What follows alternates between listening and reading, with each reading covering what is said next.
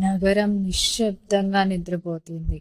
కానీ ఆ నిశ్శబ్దంలో ఏదో ఒక గుప్పిటి చలనం కనిపిస్తుంది. అందరికీ కనిపించని, ఎవరికీ విని తెలియని గుప్పిటి. రాహుల్, ఓ యువ జర్నలిస్ట్, ఒక పాత కేసును రివర్స్ ఇంజనీరింగ్ చేయాలని నిర్ణయించుకున్నాడు. 10 రోజుల క్రితం ఒక యువతి ఆత్మహత్య కేసు. బట్ అతని అనుమానం అది సాధారణ ఆత్మహత్య కాదు. అతను తన చిన్నప్పటి గదిలో కేసు ఫైల్ ముందు కూర్చొని ఆ యువతి చివరి రోజుల విశ్లేషణలో పడిపోయాడు. ఆ యువతి పేరు సిరి. సిరి తన ఆత్మహత్య ముందు ఎవరి సహాయం కోరలేదు. ఆఫీసులో ఎవరో తనతో భేటీ అయ్యారు. ఆ కాల్స్ డీటెయిల్స్లో దాచిన కొన్ని సంకేతాలు రాహుల్ గమనించాడు. రాహుల్ ఆ ఫైల్లోని నంబర్లను పక్కన పెట్టి ఒక అనుమాన ఫోన్ కాల్ అందుకున్నాడు.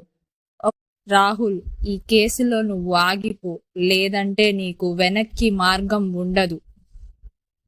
రాహుల్ భయపడలేదు. అతని హృదయంలో నిజం వెలికి రావాలనే ఆగ్రహం పెరిగింది.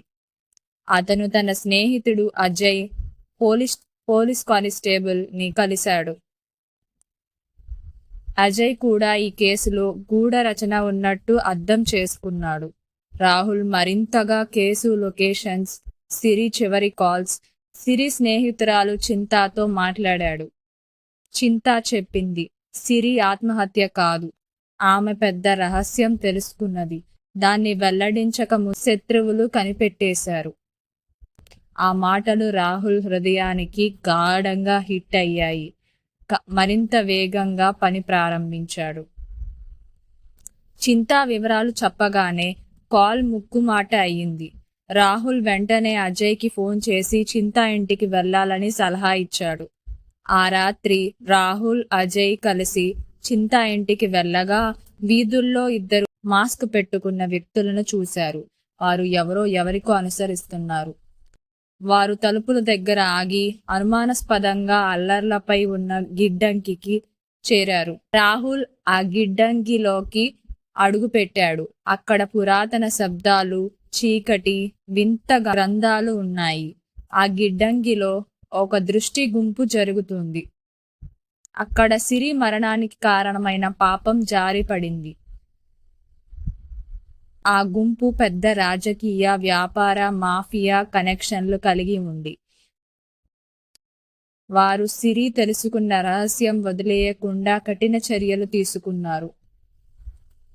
రాహుల్, అజయ్ సహాయంతో ఆ గుంపును పట్టుకునేందుకు ప్రయత్నిస్తున్నారు. కానీ గుంపు వారు ఎంతో బలమైన వారు.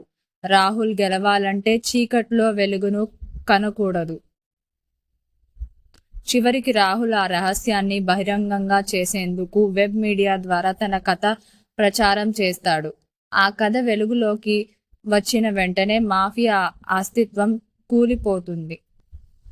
సత్యం బయటకు వచ్చిన తర్వాత రాహుల్ తన జీవితంలో శాంతి పొందాడు. సిరి మరణం వాస్తవానికి న్యాయం పొందింది. కానీ రాహుల్కు తెలుసు, ఇలాంటి మాయాజాలం ఎప్పటికప్పుడు సృష్టించబడుతుంది. నిజానికి పోరాటం ఎప్పటికీ ఆగదు.